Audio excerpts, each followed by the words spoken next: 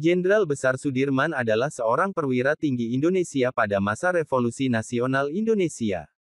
Sebagai Panglima Besar Tentara Nasional Indonesia pertama, ia adalah sosok yang dihormati di Indonesia. Terlahir dari pasangan rakyat biasa di Purbalingga, Hindia Belanda, Sudirman diadopsi oleh pamannya yang seorang priyayi. Setelah keluarganya pindah ke Cilacap pada tahun 1916, Sudirman tumbuh menjadi seorang siswa rajin. Ia sangat aktif dalam kegiatan ekstrakurikuler, termasuk mengikuti program kepanduan yang dijalankan oleh organisasi Islam Muhammadiyah. Saat di sekolah menengah, Sudirman mulai menunjukkan kemampuannya dalam memimpin dan berorganisasi, dan dihormati oleh masyarakat karena ketaatannya pada Islam. Setelah berhenti kuliah keguguran, pada 1936 ia mulai bekerja sebagai seorang guru, dan kemudian menjadi kepala sekolah. Di Sekolah Dasar Muhammadiyah, ia juga aktif dalam kegiatan Muhammadiyah lainnya dan menjadi pemimpin kelompok pemuda Muhammadiyah pada tahun 1937. Setelah Jepang menduduki Hindia Belanda pada 1942, Sudirman tetap mengajar. Pada tahun 1944, ia bergabung dengan Tentara Pembela Tanah Air Peta, yang disponsori Jepang, menjabat sebagai Komandan Batalion di Banyumas. Selama menjabat, Sudirman bersama rekannya sesama prajurit melakukan pemberontakan, hingga kemudian diasingkan ke Bogor.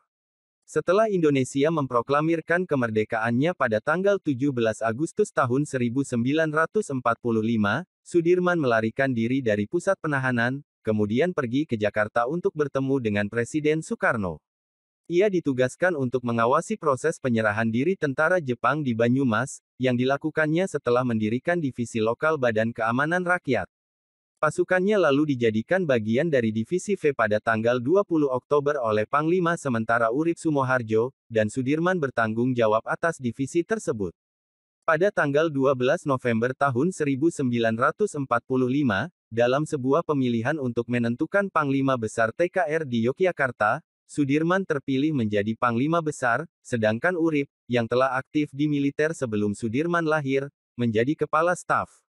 Sembari menunggu pengangkatan, Sudirman memerintahkan serangan terhadap pasukan Inggris dan Belanda di Ambarawa.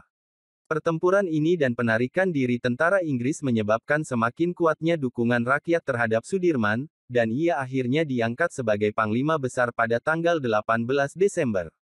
Selama 3 tahun berikutnya, Sudirman menjadi saksi kegagalan negosiasi dengan tentara kolonial Belanda yang ingin kembali menjajah Indonesia. Yang pertama adalah Perjanjian Linggarjati, yang turut disusun oleh Sudirman, dan kemudian Perjanjian Renville yang menyebabkan Indonesia harus mengembalikan wilayah yang diambilnya dalam agresi militer kepada Belanda dan penarikan 35.000 tentara Indonesia.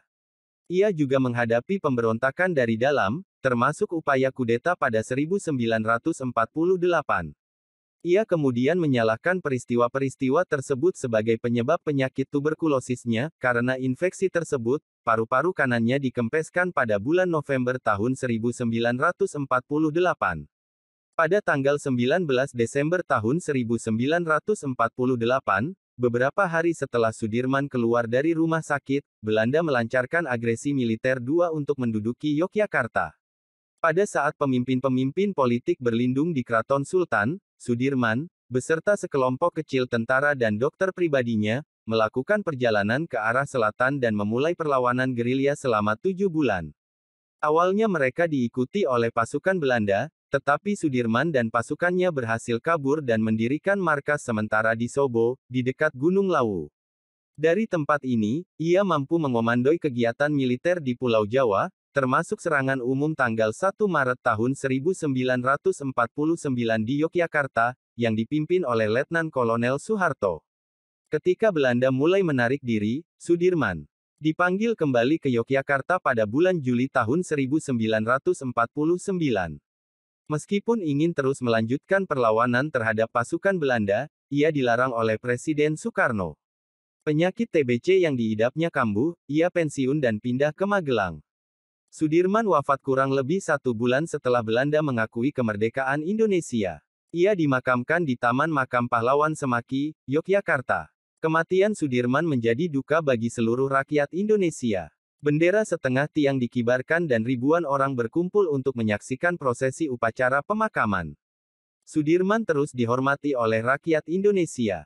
Perlawanan gerilyanya ditetapkan sebagai sarana pengembangan esprit de corps bagi tentara Indonesia, dan rute gerilya sepanjang 100 km 62 mil, yang ditempuhnya harus diikuti oleh taruna Indonesia sebelum lulus dari Akademi Militer. Sudirman ditampilkan dalam uang kertas rupiah keluaran 1968, dan namanya diabadikan menjadi nama sejumlah jalan, universitas, museum, dan monumen. Pada tanggal 10 Desember tahun 1964, ia ditetapkan sebagai pahlawan nasional Indonesia. Kehidupan awal. Sudirman lahir dari pasangan Karsid Kartawiraji dan Siem saat pasangan ini tinggal di rumah saudari Siem yang bernama Tarsem di Bodas Karangjati, Rembang, Purbalingga. Tarsem sendiri bersuamikan seorang camat bernama Raden Cokro Sunaryo. Menurut catatan keluarga, Sudirman, dinamai oleh pamannya, lahir pada Minggu Pon di bulan Maulud dalam penanggalan Jawa. Pemerintah Indonesia kemudian menetapkan tanggal 24 Januari tahun 1916 sebagai hari ulang tahun Sudirman. Karena kondisi keuangan Cokro Sunaryo yang lebih baik, ia mengadopsi Sudirman dan memberinya gelar Raden, gelar kebangsawanan pada suku Jawa. Sudirman tidak diberitahu bahwa Cokro Sunaryo bukanlah ayah kandungnya sampai ia berusia 18 tahun. Setelah Cokro Sunaryo pensiun sebagai camat pada akhir 1916, Sudirman ikut dengan keluarganya ke Manggisan, Cilacap. Di tempat inilah ia tumbuh besar. Di Cilacap, Karsid dan Siem memiliki seorang putra lain bernama Muhammad Samingan. Karsid meninggal dunia saat Sudirman berusia 6 tahun, dan Siem menitipkan kedua putranya pada saudara iparnya dan kembali ke kampung halamannya di Parakan Onje, Aji Barang. Sudirman dibesarkan dengan cerita-cerita kepahlawanan, juga diajarkan etika dan tata krama priayi, serta etos kerja dan kesederhanaan wong cilik, atau rakyat jelata. Untuk pendidikan agama, ia dan adiknya mempelajari Islam di bawah bimbingan Kiai Haji Kohar. Sudirman adalah anak yang taat agama dan selalu salat tepat waktu. Ia dipercaya untuk mengumandangkan azan dan iqomat. Saat berusia 7 tahun, Sudirman terdaftar di sekolah pribumi, Hollands Inland School. Meskipun hidup berkecukupan, keluarga Sudirman bukanlah keluarga kaya. Selama menjabat sebagai camat, Cokro Sunaryo tidak mengumpulkan banyak kekayaan, dan di Cilacap ia bekerja sebagai penyalur mesin jahit singer.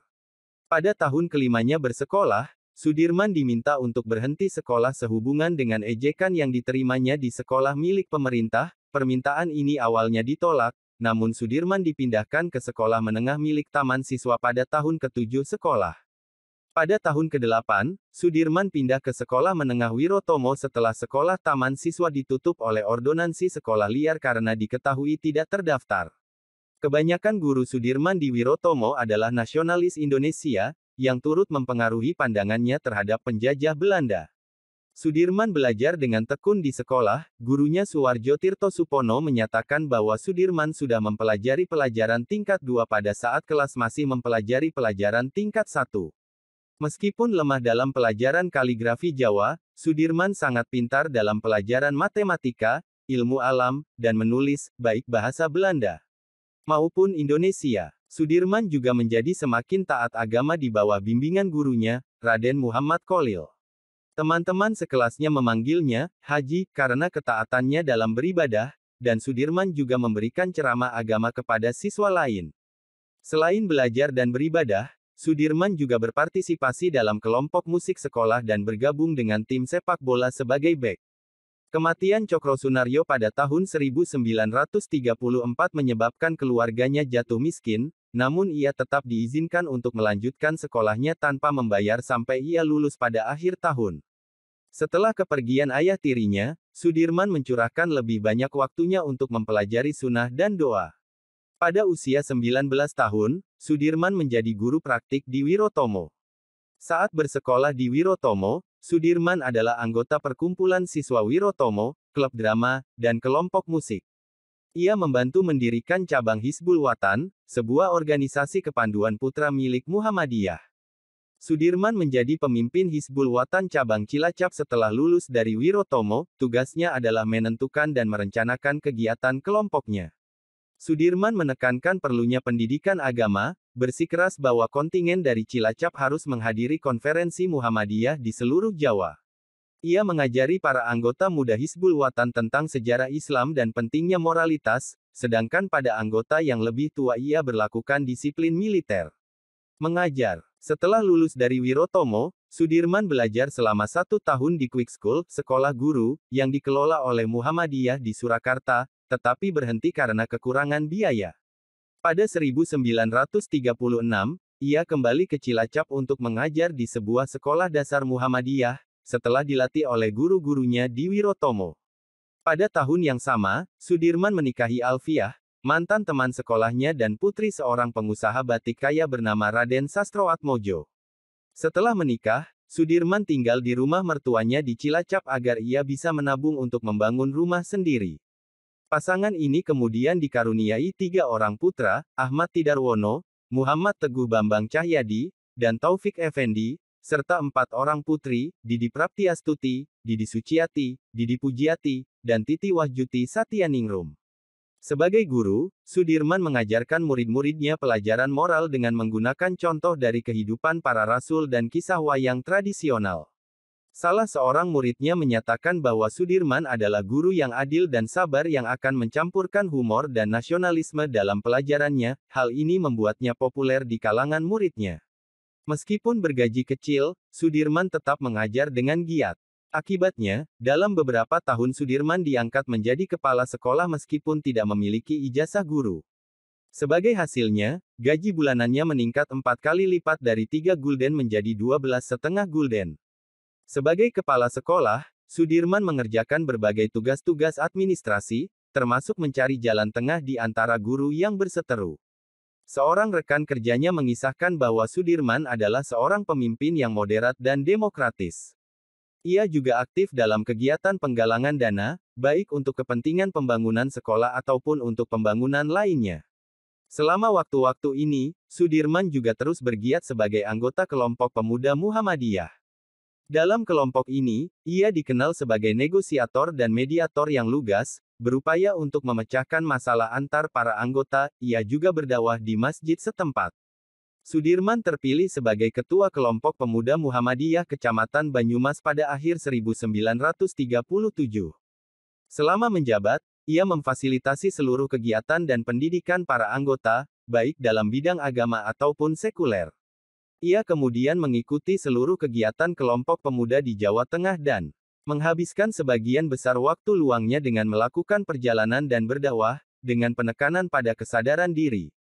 Alfiah juga aktif dalam kegiatan kelompok putri Muhammadiyah Nasyiatul Aisyah. Masa pendudukan Jepang. Ketika Perang Dunia II pecah di Eropa, diperkirakan bahwa Jepang, yang telah bergerak mendekati China daratan, akan berupaya menginvasi Hindia. Sebagai tanggapan, pemerintah kolonial Belanda, yang sebelumnya membatasi pelatihan militer bagi pribumi, mulai mengajari rakyat cara-cara menghadapi serangan udara. Menindaklanjuti hal ini, Belanda kemudian membentuk tim persiapan serangan udara. Sudirman, yang disegani oleh masyarakat, diminta untuk memimpin tim di Cilacap.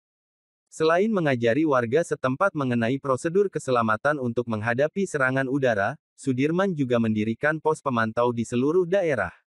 Ia dan Belanda juga menangani pesawat udara yang menjatuhkan material untuk mensimulasikan pengeboman. Hal ini bertujuan untuk mempertinggi tingkat respon.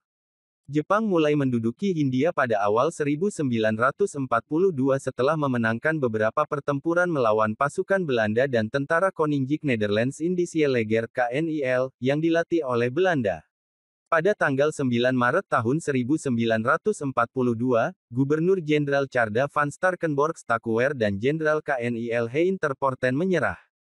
Peristiwa ini menimbulkan perubahan drastis dalam pemerintahan Nusantara dan semakin memperburuk kualitas hidup warga non-Jepang di Hindia. Banyak masyarakat pribumi yang menderita dan mengalami pelanggaran hak asasi manusia di tangan Jepang. Di Cilacap, sekolah tempat Sudirman mengajar ditutup dan dialihfungsikan menjadi pos militer. Ini adalah bagian dari upaya pemerintah untuk menutup sekolah-sekolah swasta. Setelah Sudirman berhasil meyakinkan Jepang untuk membuka kembali sekolah, ia dan guru lainnya terpaksa menggunakan perlengkapan standar. Selama periode ini, Sudirman juga terlibat dalam beberapa organisasi sosial dan kemanusiaan, termasuk sebagai Ketua Koperasi Bangsa Indonesia. Hal ini membuatnya semakin dihormati di kalangan masyarakat Cilacap. Pada awal 1944, setelah menjabat selama 1 tahun sebagai perwakilan di Dewan Karesidenan yang dijalankan oleh Jepang, Shu Sangikai Sudirman diminta untuk bergabung dengan Tentara Pembela Tanah Air PETA. Jepang sendiri mendirikan PETA pada Oktober tahun 1943 untuk membantu menghalau invasi sekutu, dan berfokus dalam merekrut para pemuda yang belum terkontaminasi oleh pemerintah Belanda, meskipun sempat ragu-ragu, terutama karena cedera lutut yang dialaminya ketika masih remaja. Sudirman akhirnya setuju untuk memulai pelatihan di Bogor, Jawa Barat. Sehubungan dengan posisinya di masyarakat, Sudirman dijadikan sebagai komandan Daidancho, dan dilatih bersama orang lain dengan pangkat yang sama. Di Bogor, ia dilatih oleh para perwira dan tentara Jepang. Para taruna dipersenjatai dengan peralatan yang disita dari Belanda. Setelah 4 bulan pelatihan, Sudirman ditempatkan di Batalion Kroya, Banyumas, Jawa Tengah, tidak jauh dari Cilacap. Jabatan Sudirman sebagai Komandan PETA berlalu tanpa banyak peristiwa hingga tanggal 21 April tahun 1945, ketika tentara PETA di bawah komando Kusairi mulai melancarkan pemberontakan terhadap Jepang.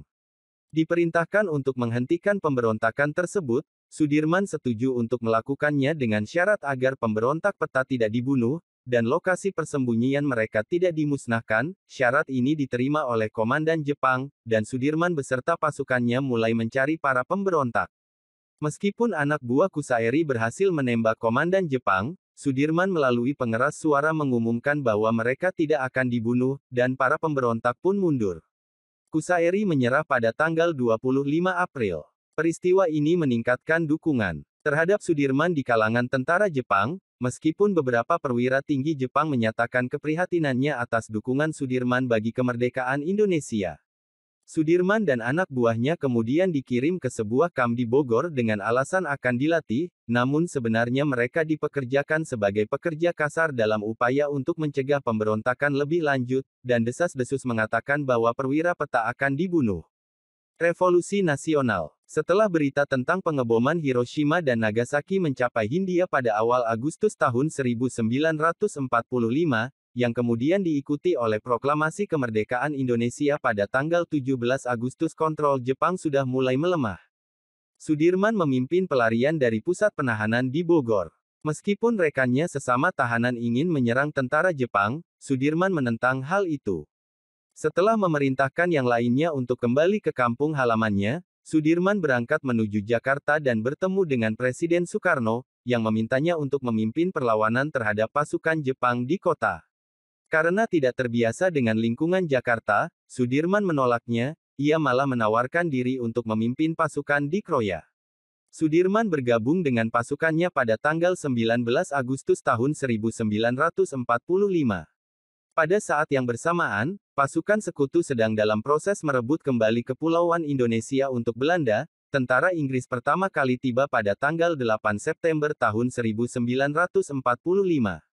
Pada tanggal 22 Agustus tahun 1945, Panitia Persiapan Kemerdekaan Indonesia (PPKI) dalam sidangnya memutuskan untuk membentuk 3 badan sebagai wadah untuk menyalurkan potensi perjuangan rakyat. Badan tersebut adalah Komite Nasional Indonesia (KNI), Partai Nasional Indonesia (PNI), dan Badan Keamanan Rakyat (BKR). 50 BKR merupakan bagian dari Badan Penolong Keluarga Korban Perang (BPKKP), yang semula bernama Badan Pembantu Prajurit, dan kemudian menjadi Badan Pembantu Pembelaan (BPP). BPP sudah ada sejak zaman Jepang dan bertugas memelihara kesejahteraan anggota-anggota tentara PETA dan Heiho. Pada tanggal 18 Agustus tahun 1945, Jepang membubarkan PETA dan Heiho. Tugas untuk menampung mantan anggota PETA dan Heiho ditangani oleh BPKKP.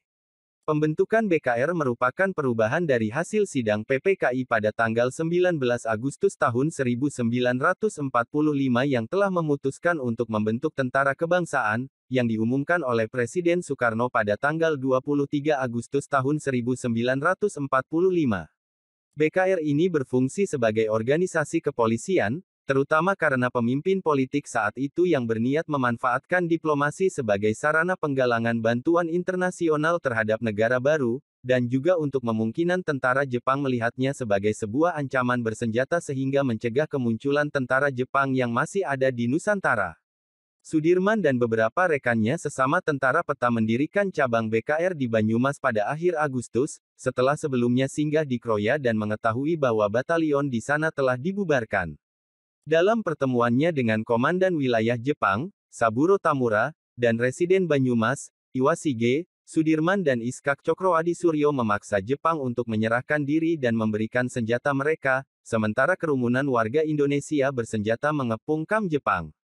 Sebagian besar senjata ini kemudian digunakan oleh unit BKR Sudirman, menjadikan unitnya sebagai salah satu unit dengan senjata terbaik di Indonesia, sisa senjata juga dibagikan kepada batalion lain. Sebagai negara yang baru merdeka dan belum memiliki militer yang profesional, pada tanggal 5 Oktober tahun 1945 Soekarno mengeluarkan dekret pembentukan Tentara Keamanan Rakyat (TKR), sekarang dikenal dengan Tentara Nasional Indonesia. Sebagian besar personelnya adalah mantan tentara KNIL, sedangkan perwira tinggi berasal dari Peta dan Heiho. Dekret mengangkat Suprijadi sebagai Panglima Besar TKR.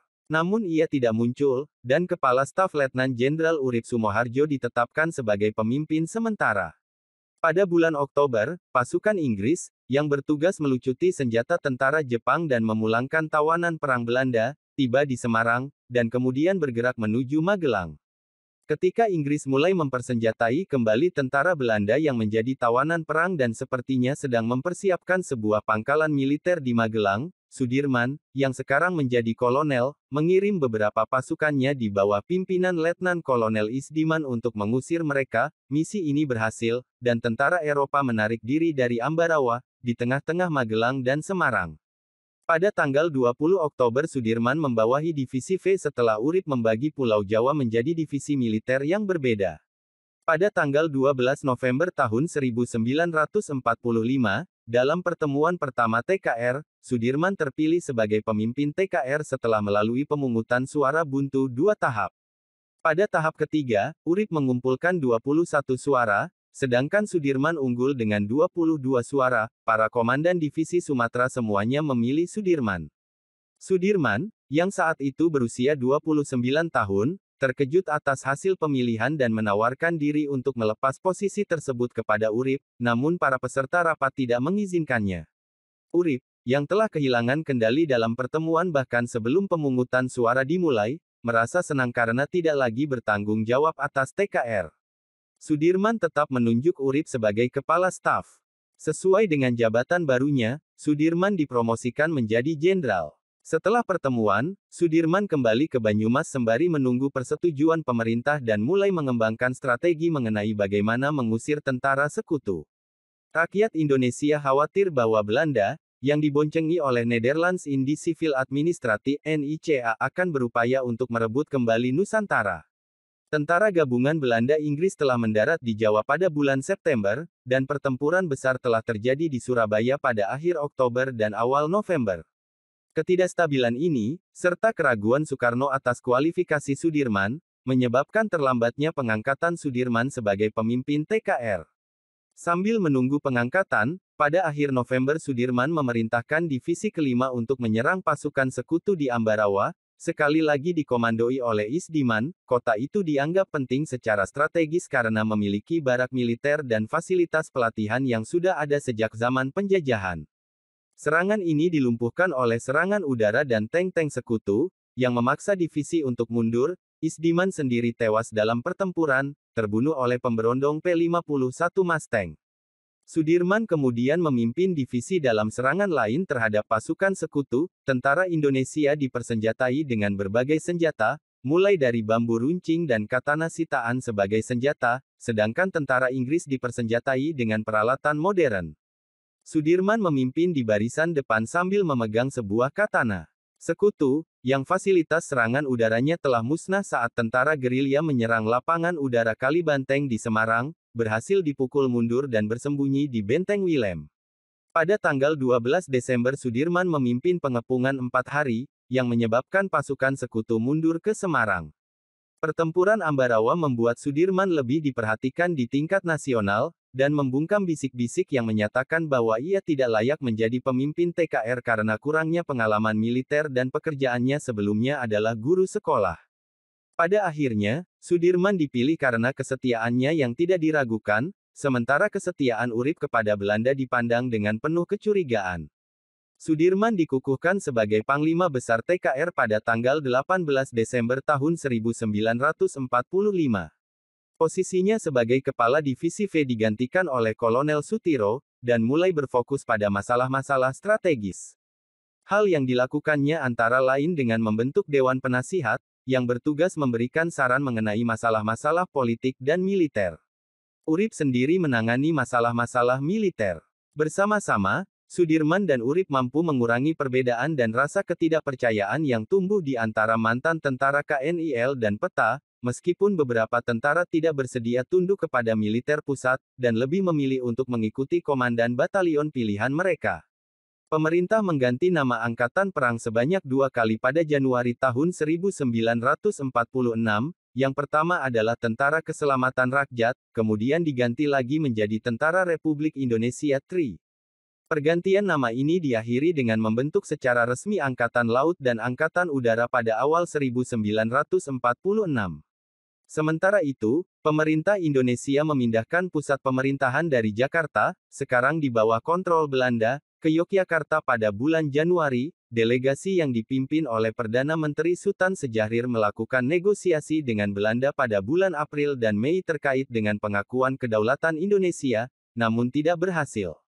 Pada tanggal 25 Mei Sudirman dikukuhkan kembali sebagai Panglima Besar setelah reorganisasi dan perluasan militer. Dalam upacara pengangkatannya, Sudirman bersumpah untuk melindungi Republik, sampai titik darah penghabisan. Menteri Pertahanan yang berhaluan kiri, Amir Syarifuddin, memperoleh kekuasaan yang lebih besar setelah reorganisasi militer. Ia mulai mengumpulkan para tentara sosialis dan komunis di bawah kontrolnya, termasuk unit paramiliter, Laskar Sayap Kiri yang setia dan didanai oleh berbagai partai politik.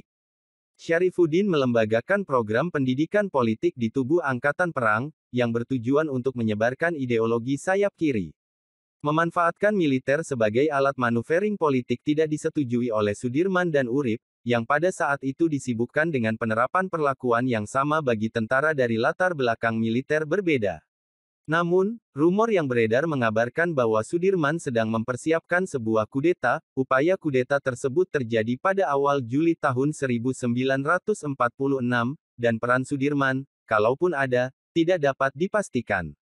Pada bulan Juli, Sudirman mengonfirmasi rumor ini melalui pidato yang disiarkan di Radio Republik Indonesia (RRI), menyatakan bahwa ia, seperti semua rakyat Indonesia, adalah abdi negara, dan jika dirinya ditawari jabatan presiden, ia akan menolaknya.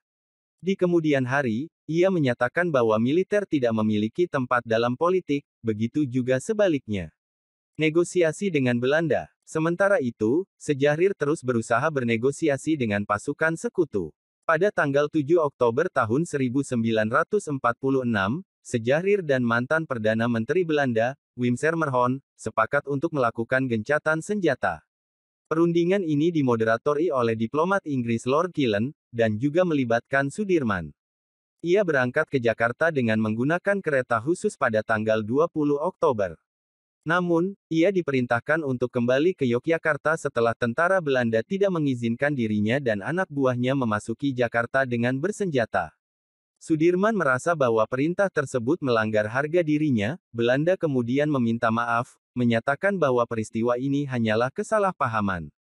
Sudirman berangkat dengan kereta lainnya pada akhir Oktober, dan tiba di stasiun Gambir pada tanggal 1 November. Di Jakarta, ia disambut oleh kerumunan besar. Perundingan di Jakarta berakhir dengan perumusan Perjanjian Linggarjati pada tanggal 15 November. Perjanjian ini disahkan pada tanggal 25 Maret tahun 1947, meskipun ditentang oleh para nasionalis Indonesia. Sudirman secara lantang juga menentang perjanjian tersebut. Karena ia tahu bahwa perjanjian itu akan merugikan kepentingan Indonesia, namun menganggap dirinya juga wajib mengikuti perintah. Pada awal 1947, kondisi sudah relatif damai setelah Perjanjian Linggarjati. Sudirman mulai berupaya untuk mengonsolidasikan TKR dengan berbagai laskar. Dalam upayanya ini, Sudirman mulai melaksanakan reorganisasi militer. Kesepakatan baru bisa tercapai pada Mei tahun 1947, dan pada tanggal 3 Juni tahun 1947, Tentara Nasional Indonesia (TNI) diresmikan. TNI terdiri dari TKR dan tentara dari berbagai kelompok laskar, yang berhasil dirangkul Sudirman setelah mengetahui bahwa mereka dimanfaatkan oleh partai-partai politik. Namun, gencatan senjata yang berlangsung pasca perjanjian Linggarjati tidak bertahan lama. Pada tanggal 21 Juli tahun 1947, tentara Belanda yang telah menduduki wilayah peninggalan Inggris selama penarikan mereka, melancarkan agresi militer, dan dengan cepat berhasil menguasai sebagian besar Jawa dan Sumatera. Meskipun demikian, pemerintahan pusat di Yogyakarta tetap tak tersentuh. Sudirman menyerukan kepada para tentara untuk melawan dengan menggunakan semboyan, Ibu Pertiwi memanggil, dan kemudian menyampaikan beberapa pidato melalui RRI, namun upayanya ini gagal mendorong tentara untuk berperang melawan Belanda. Terlebih lagi, tentara Indonesia sedang tidak siap dan pertahanan mereka ditaklukkan dengan cepat. Keputusan presiden ini menimbulkan reaksi di kalangan angkatan perang. Pada tanggal 27 Februari tahun 1948, Presiden mengeluarkan Ketetapan Presiden Nomor 9 Tahun 1948 yang membatalkan ketetapan yang lama. Dalam ketetapan yang baru ini, staf Angkatan Perang tetap di bawah Surjadi Suryadharma, sedangkan markas besar pertempuran tetap di bawah Sudirman, ditambah Wakil Panglima yaitu Jenderal Major A.H. Nasution. Angkatan Perang berada di bawah seorang Kepala Staf Angkatan Perang (Kasap), yang membawahi Kepala Staf Angkatan Darat (Kasat), Kepala Staf Angkatan Laut (Kasal), dan Kepala Staf Angkatan Udara (Kasau). Dalam penataannya, organisasi ini dibagi menjadi dua bagian, penataan kementerian dan pimpinan tertinggi ditangani oleh Kasap, sementara mengenai pasukan serta daerah-daerah pertahanan ditangani oleh Wakil Panglima Besar Angkatan Perang. Tak lama setelah itu, Syafruddin digulingkan dalam mosi tidak percaya atas keterlibatannya dalam perjanjian Renville, dan Perdana Menteri yang baru, Muhammad Hatta, berupaya untuk menerapkan program rasionalisasi. Hal ini menimbulkan perdebatan di antara kelompok yang pro dan anti-rasionalisasi. Sudirman menjadi tempat mengadu dan pendorong semangat bagi para tentara, termasuk sejumlah komandan senior yang menentang program rasionalisasi. Sudirman secara resmi dikembalikan ke posisinya pada tanggal 1 Juni tahun 1948. Untuk menyelesaikan penataan organisasi ini, Sudirman membentuk sebuah panitia yang anggotanya ditunjuk oleh Panglima sendiri. Anggota panitia terdiri dari Jenderal Major Susalit Jojo Adiningrat, mantan Peta dan Laskar, Jenderal Major Suwardi, mantan KNIL, dan Jenderal Major A.H. Nasution dari Perwira Muda. Penataan organisasi TNI selesai pada akhir tahun 1948, setelah Panglima Tentara dan Teritorium Sumatera, Kolonel Hidayat Marta Atmaja, menyelesaikan penataan organisasi tentara di Pulau Sumatera. Setelah program rasionalisasi mereda, Syarifuddin mulai mengumpulkan tentara dari Partai Sosialis, Partai Komunis, dan anggota sentral organisasi buruh seluruh Indonesia untuk mengobarkan revolusi proletar di Madiun, Jawa Timur, yang berlangsung pada tanggal 18 September tahun 1948. Sudirman, yang saat itu sedang sakit, mengirim Nasution untuk memadamkan revolusi. Sudirman juga mengirim dua perwira lainnya sebagai antena perdamaian sebelum serangan. Meskipun pemimpin revolusi, Musso, telah sepakat untuk berdamai, Nasution dan pasukannya berhasil menumpas pemberontakan pada tanggal 30 September. Sudirman mengunjungi Madiun tidak lama setelah pertempuran. Ia mengatakan kepada istrinya bahwa ia tidak bisa tidur di sana karena pertumpahan darah yang terjadi. Pemberontakan di Madiun, dan ketidakstabilan politik yang sedang berlangsung, melemahkan kondisi kesehatan Sudirman. Pada tanggal 5 Oktober tahun 1948, setelah perayaan Hari Jadi TNI ketiga, Sudirman pingsan. Setelah diperiksa oleh berbagai dokter, ia didiagnosis mengidap tuberkulosis TBC. Pada akhir bulan, ia dibawa ke Rumah Sakit Umum Panti Rapi dan menjalani pengempesan paru-paru kanan, dengan harapan bahwa tindakan ini akan menghentikan penyebaran penyakit tersebut. Selama di rumah sakit, ia melimpahkan sebagian tugas kepada Nasution. Mereka berdua terus mendiskusikan rencana untuk berperang melawan Belanda, dan Sudirman secara rutin menerima laporan. Mereka sepakat bahwa perang gerilya, yang telah diterapkan di wilayah taklukan Belanda sejak bulan Mei, adalah perang yang paling cocok bagi kepentingan mereka. Untuk mewujudkan hal ini, Sudirman mengeluarkan perintah umum pada tanggal 11 November dan persiapannya ditangani oleh Nasution. Sudirman dipulangkan dari rumah sakit pada tanggal 28 November tahun 1948. Meskipun ia terus mengeluarkan perintah, Sudirman baru kembali aktif bertugas pada tanggal 17 Desember. Seiring dengan semakin meningkatnya ketegangan antara tentara Indonesia dan Belanda, ia memerintahkan TNI untuk meningkatkan kewaspadaan. Ia juga memerintahkan latihan militer skala besar dalam upayanya, yang gagal, untuk meyakinkan Belanda bahwa TNI terlalu kuat untuk diserang. 2 hari kemudian, diumumkan bahwa mereka tak lagi terikat dengan perjanjian Renville. Pada tanggal 19 Desember Belanda melancarkan agresi militer kedua untuk merebut ibu kota Yogyakarta.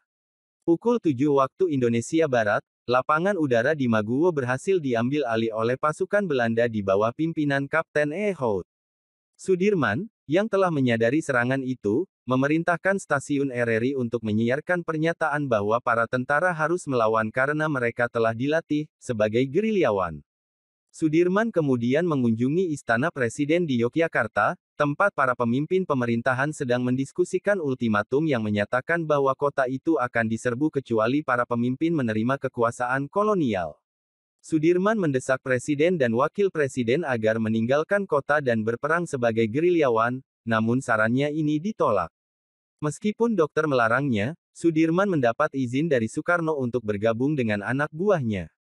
Pemerintah pusat dievakuasi ke Keraton Ngayogyakarta Hadiningrat atas desakan Sultan Hamengkubuwono ke-9, namun mereka tertangkap dan diasingkan. Perang gerilya. Sebelum memulai gerilya, Sudirman pertama-tama pergi ke rumah dinasnya dan mengumpulkan dokumen-dokumen penting, lalu membakarnya untuk mencegahnya jatuh ke tangan Belanda. Sudirman, bersama sekelompok kecil tentara dan dokter pribadinya, mulai bergerak ke arah selatan menuju Kretek, Parangtritis, Bantul. Setibanya di sana, mereka disambut oleh Bupati pada pukul 18. Selama di Kretek, Sudirman mengutus tentaranya yang menyamar ke kota yang telah diduduki oleh Belanda untuk melakukan pengintaian, dan meminta istrinya menjual perhiasannya untuk membantu mendanai gerakan gerilya. Setelah beberapa hari di Kretek, ia dan kelompoknya melakukan perjalanan ke timur di sepanjang pantai selatan menuju Wonogiri. Sebelum Belanda menyerang, sudah diputuskan bahwa Sudirman akan mengontrol para gerilyawan dari Jawa Timur, yang masih memiliki beberapa pangkalan militer. Sementara itu, Alfiah dan anak-anaknya diperintahkan untuk tinggal di keraton. Sadar bahwa Belanda sedang memburu mereka, pada tanggal 23 Desember Sudirman memerintahkan pasukannya untuk melanjutkan perjalanan ke Ponorogo. Di sana, mereka berhenti di rumah seorang ulama bernama Mahfuz. Mahfuz memberi sang jenderal sebuah tongkat untuk membantunya berjalan, meskipun Sudirman terus dibopong dengan menggunakan tandu di sepanjang perjalanan. Mereka kemudian melanjutkan perjalanan ke timur. Di dekat Trenggalek, Sudirman dan kelompoknya dihentikan oleh prajurit TNI dari Batalion 102. Para tentara ini diberitahu bahwa Sudirman yang saat itu berpakaian sipil dan tidak dikenali oleh tentara yang menghentikan mereka, adalah tahanan dan menolak untuk melepaskan Sudirman dan kelompoknya. Mereka mencurigai konvoi Sudirman yang membawa peta dan catatan militer Indonesia, benda yang mungkin dimiliki oleh mata-mata. Ketika sang komandan, Mayor Zainal Fanani, datang untuk memeriksa keadaan, ia menyadari bahwa orang itu adalah Sudirman dan segera meminta maaf. Fanani beralasan bahwa tindakan anak buahnya sudah tepat karena menjaga wilayah dengan saksama. Ia juga menyebutkan tentang sebuah pos di Kediri dan menyediakan mobil untuk mengangkut Sudirman dan pasukannya. Setelah beberapa saat di Kediri, mereka melanjutkan perjalanan lebih jauh ke timur. Setelah mereka meninggalkan kota pada tanggal 24 Desember Belanda berencana untuk menyerang Kediri. Serangan Belanda yang berkelanjutan menyebabkan Sudirman harus mengganti pakaiannya dan memberikan pakaian lamanya pada salah seorang prajuritnya, Letnan Heru Keser yang memiliki kemiripan dengan Sudirman. Keser diperintahkan untuk menuju selatan bersama sekompi besar tentara, mengganti pakaiannya, dan diam-diam kembali ke utara, sedangkan Sudirman menunggu di Karangnongko. Pengalihan ini berhasil, dan pada tanggal 27 Desember Sudirman dan anak buahnya bergerak menuju Desa Jambu dan tiba pada tanggal 9 Januari tahun 1949. Di sana, Sudirman bertemu dengan beberapa menteri yang tidak berada di Yogyakarta saat penyerangan, Supeno, Susanto Tirtoprojo, dan Susilowati. Bersama para politisi ini, Sudirman berjalan ke Banyutuwo sambil memerintahkan beberapa tentaranya untuk menahan pasukan Belanda. Di Banyutuwo, mereka menetap selama seminggu lebih. Namun, pada tanggal 21 Januari tentara Belanda mendekati desa. Sudirman dan rombongannya terpaksa meninggalkan Banyutuwo, berjuang menembus jalan dalam hujan lebat. Sudirman dan pasukannya terus melakukan perjalanan melewati hutan dan rimba, akhirnya tiba di Sobo, di dekat Gunung Lawu, pada tanggal 18 Februari. Selama perjalanannya ini, Sudirman menggunakan sebuah radio untuk memberi perintah pada pasukan TNI setempat jika ia yakin bahwa daerah itu aman.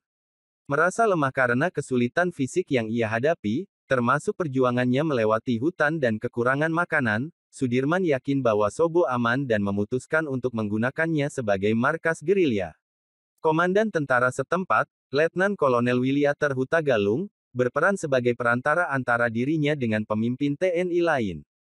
Mengetahui bahwa opini internasional yang mulai mengutuk tindakan Belanda di Indonesia bisa membuat Indonesia menerima pengakuan yang lebih besar, Sudirman dan Hutagalung mulai membahas kemungkinan untuk melakukan serangan besar-besaran. Sementara itu, Belanda mulai menyebarkan propaganda yang mengklaim bahwa mereka telah menangkap Sudirman. Propaganda tersebut bertujuan untuk mematahkan semangat para gerilyawan. Sudirman memerintahkan Hutagalung untuk mulai merencanakan serangan besar-besaran, dengan prajurit TNI berseragam akan menyerang Belanda dan menunjukkan kekuatan mereka di depan wartawan asing dan tim investigasi PBB. Hutagalung, bersama para prajurit dan komandannya, Kolonel Bambang Sugeng, serta pejabat pemerintahan di bawah pimpinan Gubernur Wongsonegoro, menghabiskan waktu beberapa hari dengan membahas cara-cara untuk memastikan agar serangan itu berhasil. Pertemuan ini menghasilkan rencana serangan umum tanggal 1 Maret tahun 1949, pasukan TNI akan menyerang pos-pos Belanda di seluruh Jawa Tengah. Pasukan TNI di bawah komando Letnan Kolonel Soeharto berhasil merebut kembali Yogyakarta dalam waktu 16 jam, menjadi unjuk kekuatan yang sukses dan menyebabkan Belanda kehilangan muka di mata internasional. Belanda sebelumnya menyatakan bahwa TNI sudah diberantas. Namun, siapa tepatnya yang memerintahkan serangan ini masih belum jelas. Soeharto dan Hamengkubuwono IX sama-sama mengaku bertanggung jawab atas serangan ini, sedangkan saudara Bambang Sugeng juga menyatakan bahwa dialah yang telah memerintahkan serangan tersebut. Karena semakin meningkatnya tekanan dari PBB, pada tanggal 7 Mei tahun 1949 Indonesia dan Belanda menggelar perundingan, yang menghasilkan perjanjian Rumroyen. Perjanjian ini menyatakan bahwa Belanda harus menarik pasukannya dari Yogyakarta, beserta poin-poin lainnya. Belanda mulai menarik pasukannya pada akhir Juni, dan para pemimpin Indonesia di pengasingan kembali ke Yogyakarta pada awal Juli. Soekarno lalu memerintahkan Sudirman untuk kembali ke Yogyakarta, tetapi Sudirman menolak untuk membiarkan Belanda menarik diri tanpa perlawanan. Ia menganggap pasukan TNI pada saat itu sudah cukup kuat untuk mengalahkan pasukan Belanda. Meskipun ia dijanjikan akan diberi obat-obatan dan dukungan di Yogyakarta, Sudirman menolak untuk kembali ke kalangan politisi, yang menurutnya telah sepaham dengan Belanda. Sudirman baru setuju untuk kembali ke Yogyakarta setelah menerima sebuah surat, yang pengirimnya masih diperdebatkan. Pada tanggal 10 Juli Sudirman dan kelompoknya kembali ke Yogyakarta, mereka disambut oleh ribuan warga sipil dan diterima dengan hangat oleh para elit politik di sana. Wartawan Rosihan Anwar, yang hadir pada saat itu, menulis pada 1973 bahwa, Sudirman harus kembali ke Yogyakarta untuk menghindari anggapan adanya keretakan antar pemimpin tertinggi Republik. Pasca perang dan kematian. Pada awal Agustus, Sudirman mendekati Soekarno dan memintanya untuk melanjutkan perang gerilya. Sudirman tidak percaya bahwa Belanda akan mematuhi perjanjian Rumroyen, belajar dari kegagalan perjanjian sebelumnya. Soekarno tidak setuju, yang menjadi pukulan bagi Sudirman. Sudirman menyalahkan ketidakkonsistenan pemerintah sebagai penyebab penyakit tuberkulosisnya dan kematian Urip pada 1948. ia mengancam akan mengundurkan diri dari jabatannya, namun Soekarno juga mengancam akan melakukan hal yang sama. Setelah ia berpikir bahwa pengunduran dirinya akan menyebabkan ketidakstabilan, Sudirman tetap menjabat dan gencatan senjata di seluruh Jawa mulai diberlakukan pada tanggal 11 Agustus tahun 1949. Sudirman terus berjuang melawan TBC dengan melakukan pemeriksaan di Panti Rapih. Ia menginap di Panti Rapih menjelang akhir tahun, dan keluar pada bulan Oktober, ia lalu dipindahkan ke sebuah sanatorium di dekat Pakem. Akibat penyakitnya ini, Sudirman jarang tampil di depan publik, ia dipindahkan ke sebuah rumah di Magelang pada bulan Desember. Pada saat yang bersamaan, pemerintah Indonesia dan Belanda mengadakan konferensi panjang selama beberapa bulan yang berakhir dengan pengakuan Belanda atas kedaulatan Indonesia pada tanggal 27 Desember tahun 1949. Meskipun sedang sakit, Sudirman saat itu juga diangkat sebagai Panglima Besar TNI di negara baru bernama Republik Indonesia Serikat. Pada tanggal 28 Desember Jakarta kembali dijadikan sebagai ibu kota negara. Sudirman wafat di Magelang pada pukul 18.30 malam pada tanggal 29 Januari tahun 1950. Kabar duka ini dilaporkan dalam sebuah siaran khusus di RRI. Setelah berita kematiannya disiarkan, rumah keluarga Sudirman dipadati oleh para pelayat, termasuk semua anggota Brigade IX yang bertugas di lingkungan tersebut. Keesokan harinya, jenazah Sudirman dibawa ke Yogyakarta. Diiringi oleh konvoi pemakaman yang dipimpin oleh 4 tank dan 80 kendaraan bermotor, dan ribuan warga yang berdiri di sisi jalan. Konvoi tersebut diselenggarakan oleh anggota Brigade IX. Jenazah Sudirman disemayamkan di Masjid Gede Kauman pada sore hari, yang dihadiri oleh sejumlah elit militer dan politik Indonesia maupun asing, termasuk Perdana Menteri Abdul Halim, Menteri Pertahanan Sri Sultan Hamengkubuwono ke-9, Menteri Kesehatan Yohanes Leimena, Menteri Keadilan Abdul Ghaffar Pringgodikdo, Menteri Informasi Arnold Mononutu, Kepala Staf TNI AU Surjadi Suryadharma, Kolonel Paku Alam ke-8, dan Soeharto. Upacara ini ditutup dengan prosesi hormat 24 senjata. Jenazah Sudirman kemudian dibawa ke Taman Makam Pahlawan Semaki dengan berjalan kaki, sementara kerumunan pelayat sepanjang 2 km, 1,2 mil mengiringi di belakang. Ia dikebumikan di sebelah Urip setelah prosesi hormat senjata. Istrinya menuangkan tanah pertama ke makamnya, lalu diikuti oleh para menteri. Pemerintah pusat memerintahkan pengibaran bendera setengah tiang sebagai tanda berkabung di seluruh negeri, dan Sudirman dipromosikan menjadi jenderal penuh. Jenderal Major Tahi Bonar Simatupang terpilih sebagai pemimpin angkatan perang yang baru. Memoar Sudirman diterbitkan pada tahun itu, dan rangkaian pidato-pidatonya juga diterbitkan pada tahun 1970. Peninggalan. Surat Kabar Harian Yogyakarta, Kedaulatan Rakyat, menulis bahwa Indonesia telah kehilangan seorang pahlawan yang jujur dan pemberani. Kolonel Paku Alam ke-8, yang bertanggung jawab atas wilayah Yogyakarta, mengatakan kepada kantor berita nasional antara bahwa seluruh rakyat Indonesia, khususnya angkatan perang, telah kehilangan seorang bapak yang tidak ternilai jasa-jasanya kepada tanah air. Tokoh Muslim Indonesia, Haji Abdul Malik Karim Amrullah, menggambarkan sosok Sudirman sebagai lambang dari kebangunan jiwa pahlawan Indonesia, AC, sedangkan politisi Muslim Muhammad Isa Ansari menyatakan bahwa Sudirman adalah putra revolusi, karena dia lahir dalam revolusi, dan dibesarkan oleh revolusi. Dalam sebuah pidato radio, Hatta mengungkapkan bahwa Sudirman adalah sosok yang tidak mungkin bisa dikendalikan dan keras kepala, tetapi tetap bertekad untuk melakukan yang benar bagi negara. Hatta berkata meskipun Sudirman tidak menyukai jabatan pemerintahan, ia secara umum tetap mematuhi perintahnya. Namun, Hamengkubuwono IX mengungkapkan bahwa tentara terlatih seperti Abdul Haris Nasution dan Tahi Bonar Simatupang kecewa terhadap Sudirman karena latar belakang dan pengetahuan teknik militernya yang buruk. Opini modern yang berkembang di Indonesia mengenai Sudirman cenderung berupa pujian.